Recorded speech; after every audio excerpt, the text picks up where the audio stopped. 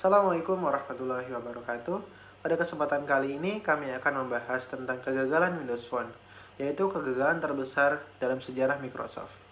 Sebelum itu, izinkan saya memperkenalkan kelompok kami, yaitu ada Muhammad Alarik Daviarsyah, Satria Dwi Nugraha, Muhammad Dava Alvinur, dan saya sendiri Baringga Uriko Darwada. Langsung saja ke pembahasannya. Windows Phone, sebuah operating system yang memiliki banyak sekali potensi dan segala kelebihan di dalamnya. Dengan semua itu, mengapa Windows Phone dapat mengalami kegagalan? Padahal jika dilihat dari segi sumber daya manusia yang dimiliki oleh Microsoft, sangat sulit dipercaya bahwa Windows Phone dapat gagal dan menyebabkan kerugian paling besar dalam sejarah Microsoft. Hal ini bermula pada tahun 2007 ketika Steve Jobs selaku CEO dari Apple meluncurkan sebuah produk smartphone baru yang bernama iPhone, yang merupakan inovasi revolusioner berupa telepon genggam layar sentuh di masa itu. Setahun kemudian, Google pun mengikuti jejak Apple dengan membuat sistem operasi Android yang diterapkannya pada ponsel HTC Dream. Microsoft awalnya tidak menghiraukan adanya pesaing baru tersebut dalam dunia smartphone, karena Microsoft merasa bahwa dirinya telah berhasil laku keras dalam menjual telepon genggam dan tidak menganggap Apple dan Google sebagai ancaman. Seperti yang dikatakan oleh Steve Ballmer selaku CEO Microsoft pada saat itu dalam sebuah wawancara mengenai iPhone. Steve, let me ask you about the iPhone and the Zune, if I may. The Zune was getting some traction, then Steve Jobs goes to Macworld and he pulls out this iPhone. What was your first reaction when you saw that?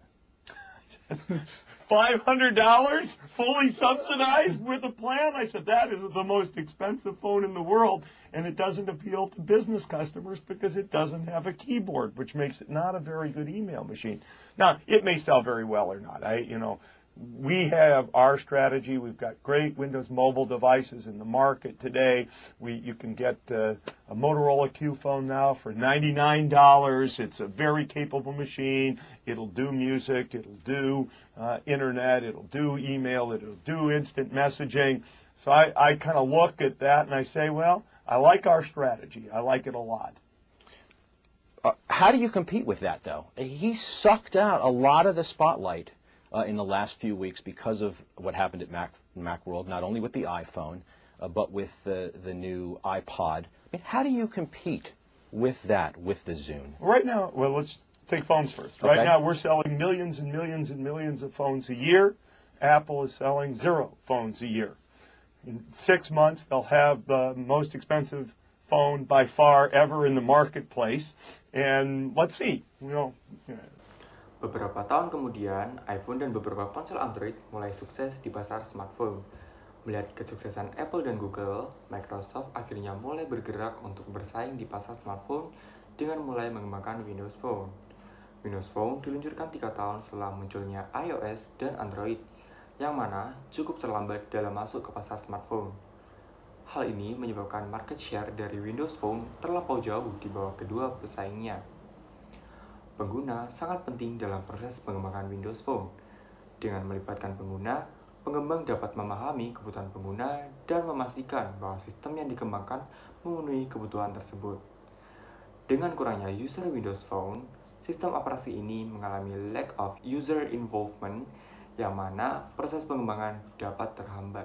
Melihat market share yang sangat kecil dibandingkan Apple dan Google, developer aplikasi sangat skeptis untuk mengembangkan aplikasi di Windows Phone, seperti YouTube dan Instagram.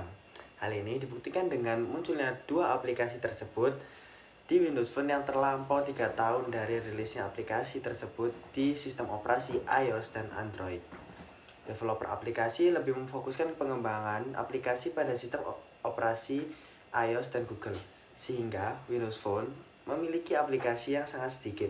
Dengan hal ini, Windows Phone mengalami kekurangan sumber daya atau lack of resources dan ekosistem aplikasi yang kalah dengan pesaing-pesaingnya. Buntut dari kegagalan ini, Microsoft mulai menggandeng Nokia dan bekerja sama dalam bersaing di pasar smartphone dan ingin mengajak bekerja sama produsen smartphone lain untuk menggunakan Windows Phone sebagai operasi sistem ponsel mereka. Namun, produsen lain diperlakukan berbeda dari Nokia, yang mana setiap produsen smartphone diminta untuk membayar lisensi Windows Phone, sedangkan Nokia tidak perlu untuk membayarnya. Produsen smartphone lain seperti Samsung, HTC, dan lainnya lebih memilih Android untuk digunakan di ponsel mereka karena sistem operasi Android dapat digunakan secara gratis serta fitur yang ada di dalam Android juga tak kalah baik dengan Windows Phone. Akhirnya, Windows Phone kembali mengalami kegagalan dan proyek dari Windows Phone akhirnya dihentikan pada 10 Desember 2019. Kebutuhan pasar sangat penting untuk diperhatikan dalam sebuah perusahaan. Apabila tidak memperhatikan kebutuhan pasar, seperti Microsoft akan mengakibatkan munculnya incomplete requirement sehingga produk yang dihasilkan tidak sesuai dan tidak laku di pasaran. Dari hal ini akan merambah ke masalah-masalah yang lain seperti lack of user involvement karena kurangnya pengguna dari produk yang diakibatkan kurang lakunya produk. Selain itu, dapat juga muncul masalah lack of resource karena kurangnya sumber daya yang dibutuhkan untuk membangun ekosistem yang baik.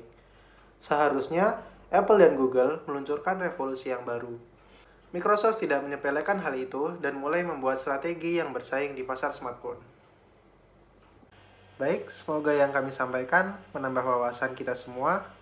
Sekian dan terima kasih. Wassalamualaikum warahmatullahi wabarakatuh.